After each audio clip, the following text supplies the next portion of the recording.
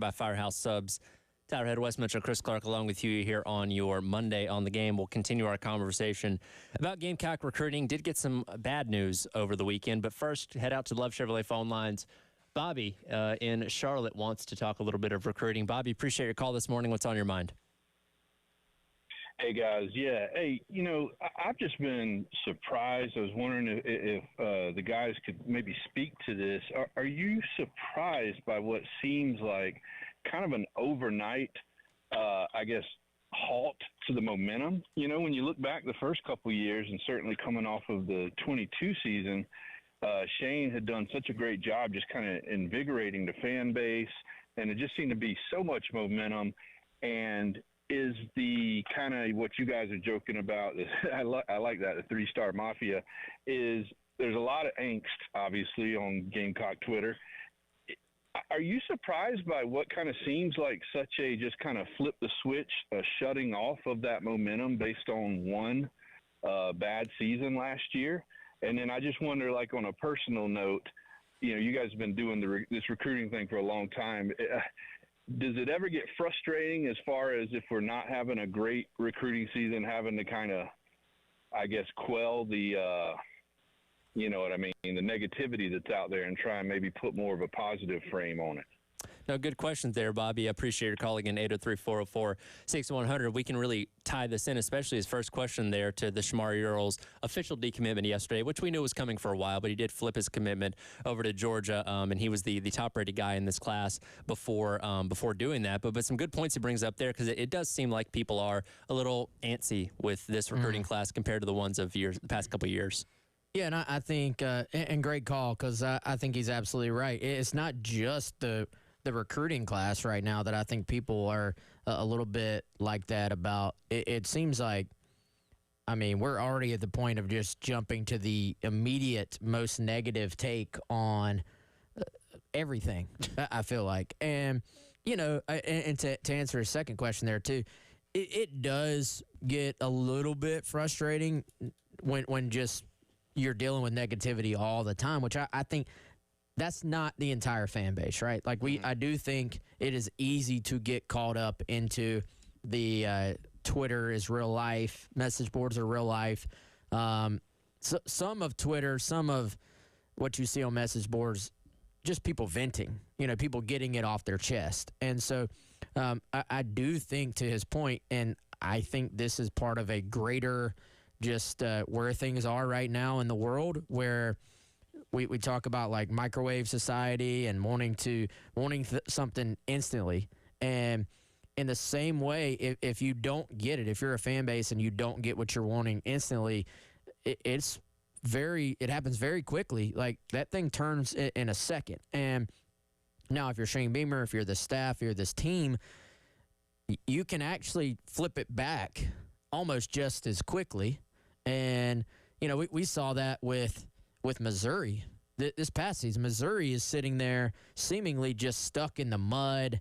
A couple of very just mediocre 500 type seasons, and then boom, they have as much momentum, I feel like, as anybody in the country. Now, if they have a couple of setbacks this year, lose a couple of games they're not supposed to, they'll probably get turned on just as quickly as well. So I do think when you talk about momentum and stuff like that, this recruiting class, Chris, I believe has been affected by kind of that lost momentum that we saw on the field this past season, because South Carolina overachieved the first 2 years.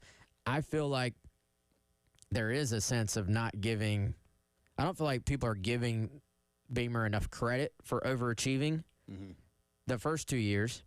And some have instantly turned on him for this past season, while two things can be true as well. It is a win-now world at this point, especially with the transfer portal. However, people have already sort of just forgotten that this was a 2-win team when Beamer took over. Yeah, during COVID, you couldn't recruit. Yeah, all those things can be true. You can be incredibly frustrated by this past season, and that's fair. But recognize the other part of it, too. And I think it's all about where you go from here. have they lost some momentum on the trail? I would say overall, yes, when you look at some of the things that have happened, and I'll get into, I agree with you, Wes, largely there, or I completely agree with you. I got a couple other things to add to that in a second, though, as to why.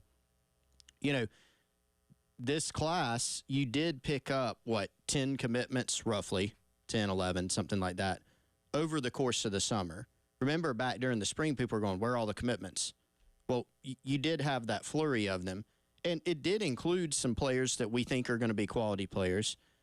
It did include, despite the jokes we're making about the three-star mafia, it did include some four-star players. Shed Surratt, Jaquavius Dodd. Like, it hasn't been all three stars. Has it largely been? Yes, it has. They've also lost out on some bigger fish, some bigger targets that were out there. Losing Shamari Earls is, the latest example of that. That was your highest ranked commitment. So it's been a mixed bag. There's some good, there's some bad. I do think there's a few things playing in right now that have been kind of in the works and some more immediate. Number one, you do have the season. Like, when you slip on the field like that, sometimes it does kind of hamper and hurt some of your momentum. Number two, I do think that South Carolina is not where it could or is going to be on the NIL front. Now, some people listening may roll their eyes. I don't want to hear about that. I'm sorry if you don't, but it is a part of it now. It's been documented that it's a part of it. Wes, you just mentioned Missouri. If you ask anybody around Missouri, and I know people who cover that program closely, that is the impetus for why they have gotten better. When they were going 6-6 or 6-7 or whatever it was in back-to-back years, instead of saying, when we win 10 games, we'll be good at NIL, they figured it out.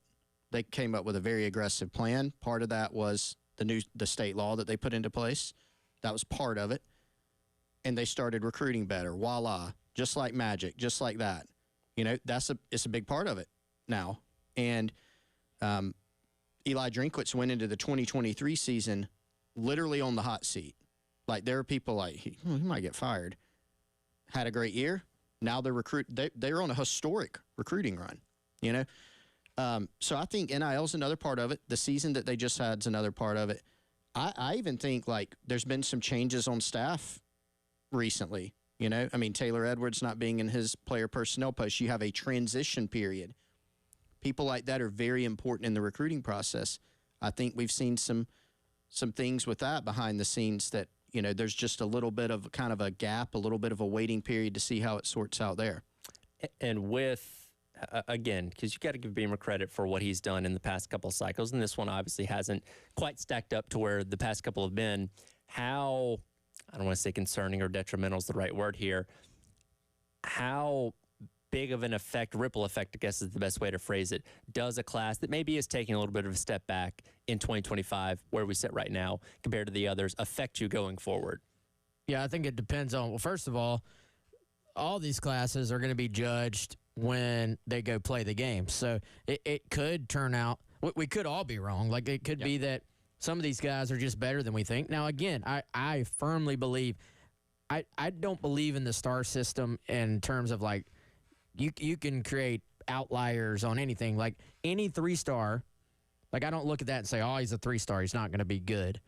Now, I firmly believe if you recruit all 5 stars, you're going to have a heck of a lot better chance of being really good than if you recruited all 3 stars. Like, that's been kind of proven, I feel like. So, yeah. Let's see how it turns out.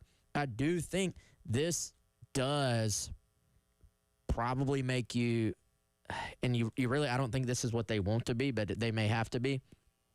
You got to be reliant on the portal. Now, in today's world, in today's college football, that's an option that used to not exist. So that's helpful. They've been pretty good in the portal.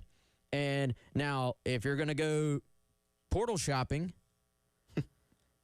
NIL is even bigger in the portal than it is in high school recruiting. So you've got to have that part taken care of, I think. So I think what actually is going to be maybe most significant for them on the field at this point, this class that's just arrived on campus, these freshmen, these transfer guys. Now, let's go back to the guys that have been on campus for a full year now. That's two highly recruited classes, two classes that are sort of, I believe, what you're hoping will create the core of your team during the Shane Beamer era. How much progress do we see from those guys? Are these classes going to be on the field what we think they are on paper? And that, to me, is going to determine South Carolina's success this season and moving forward. Even if you have a little bit of a down class, you can pick that up if you can win on the field this year. Come back and wrap up today's edition of the Gamecock Central Takeover Hour, presented by Firehouse Subs on your Monday here on the game.